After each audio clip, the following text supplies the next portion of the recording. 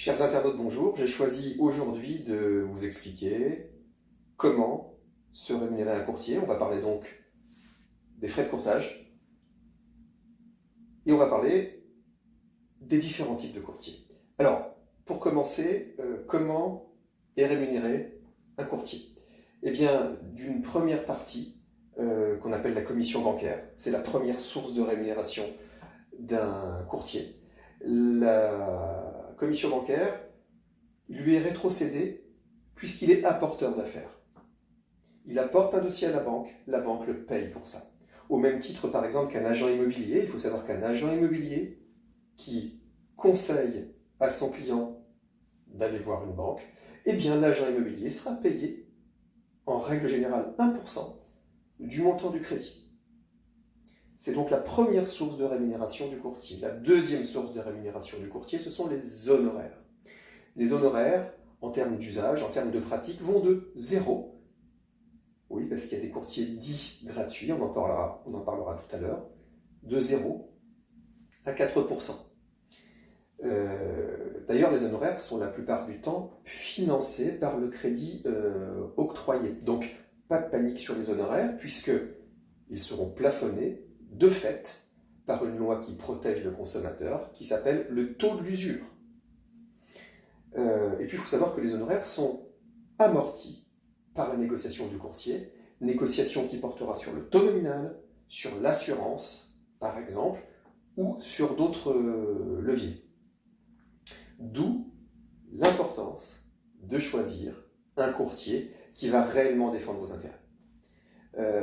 Ça m'amène à vous parler des différents types de courtiers. Pour moi, il en existe 3. Le premier, c'est le courtier que je qualifierais de traditionnel, le courtier low cost ou internet, et le troisième et dernier, le courtier gratuit. Le courtier traditionnel, je vous invite à passer par ce courtier dit traditionnel. Qu'est-ce qu'un courtier traditionnel? C'est un courtier qui va, selon moi, appartenir à un réseau, ce qui va lui permettre d'avoir le volume suffisant pour avoir des effets de volume et de négocier les conditions auprès des partenaires bancaires. Un courtier traditionnel, pour moi, c'est un courtier qui a pignon sur rue, qui a une agence de proximité. C'est un courtier qui prendra le temps de défendre vos intérêts. C'est un courtier qui vous accompagnera au rendez-vous bancaire. Il va s'assurer que ce qu'il a négocié, c'est bien ce que vous allez signer. C'est un courtier qui vérifiera avec vous les offres de prêt, qui les signera avec vous. Et c'est un courtier qui, finalement, vous accompagnera jusqu'au déblocage des fonds. C'est ça un courtier traditionnel. Un courtier low cost ou un courtier internet, c'est une toute autre stratégie qui peut fonctionner aussi. Je vais simplement vous lancer quelques idées pour que vous réfléchissiez et que vous sachiez vers quel courtier vous tournez et choisir en toute connaissance de cause. Un courtier low cost, comme tout ce qui est low cost, pour être rentable, il va falloir qu'il fasse du volume et qu'il fasse beaucoup de volume.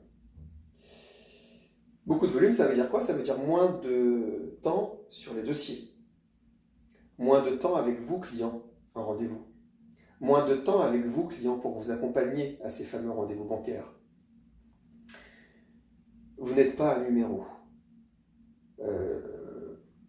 Un prêt immobilier ou un rachat de crédit, une restructuration de crédit, c'est bien souvent un projet de vie. Donc je pense qu'il faut prendre le temps de se poser, d'analyser et de négocier votre dossier.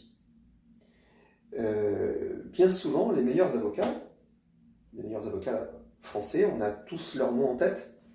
Je vous assure, ce n'est pas des avocats gratuits.